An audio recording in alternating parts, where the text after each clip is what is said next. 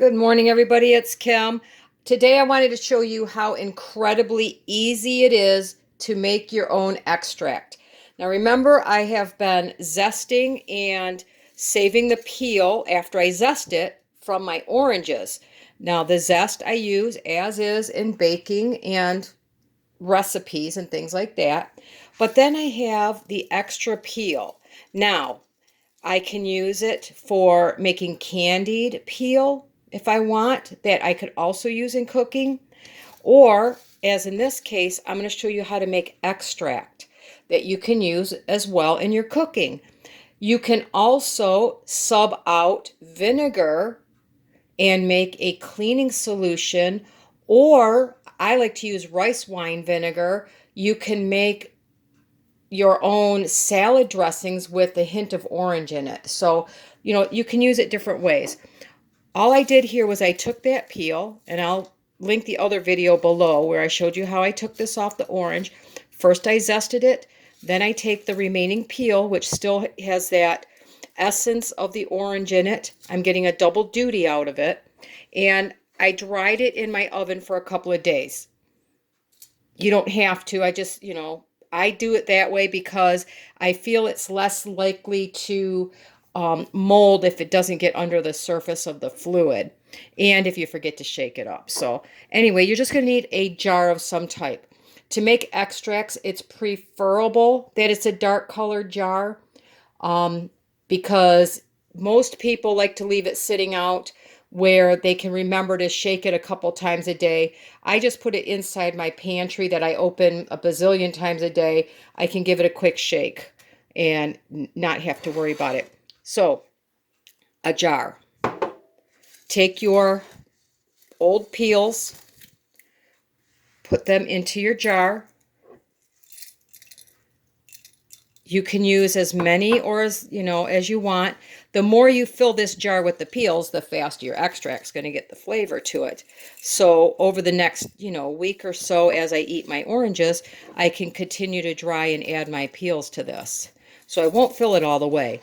The next step, if you want to use the vinegar for cleaning solution or salads, fill it with the vinegar. I leave a little bit of a space, that way I can add some more of the peel to it if I want. If that's all you want in there and you just want to take longer time, fill it up. The next thing that you need is some form of an alcohol, in this case vodka. Now I did remove the names because I don't know if I'm allowed to show them. So I'm going to take my vodka. This is it. It's a two-step process basically. Fill your container. However much extract you want to make. If you don't use it a lot, don't fill your container that much. Get a smaller container. It doesn't matter. I'm going to put my peel in there. Of course, you're going to label it very well. Now, just so you know, this is a lid off of a mayonnaise jar. They happen to fit these containers perfectly. Make sure you date it and label what you got in there, because if you're like me, you're going to forget what you put in there.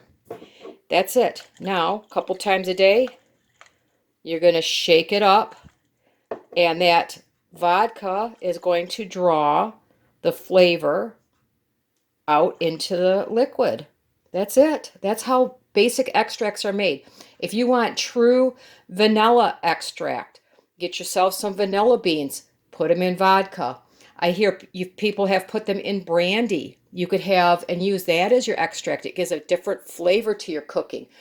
You like brandy with an orange essence, you can drink it. You can make your cocktails out of it. You could put it in whiskey. You could put it in whatever you want to flavor with a little bit of orange essence. And you can use it, like I said, for cocktails, cooking, or whatever you like. So, simple two-step process. Your orange peels, some alcohol of some type. Don't forget to label it. Shake it a couple times a day. And you're going to wait a month, 2 months, 3 months. The longer you wait, the stronger the flavor is going to get. I just leave my peels in there. As I use up my extract for cooking, I can just add a little bit more alcohol when it gets down to the bottom. Then I might have next year's batch of oranges from my parents, and I could start the process all over again. You could make a lemon. You could make grapefruit. You can make lime. You can use whatever flavor of citrus you like.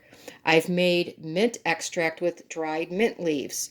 All you need is your vodka. So right now, with all the cost of extracts are going higher, you know how to do it. Get yourself some inexpensive alcohol and make your own. Now, if you do completely alcohol free, you can use glycerin, vegetable glycerin. It's going to take a lot longer to get the extract to flavor.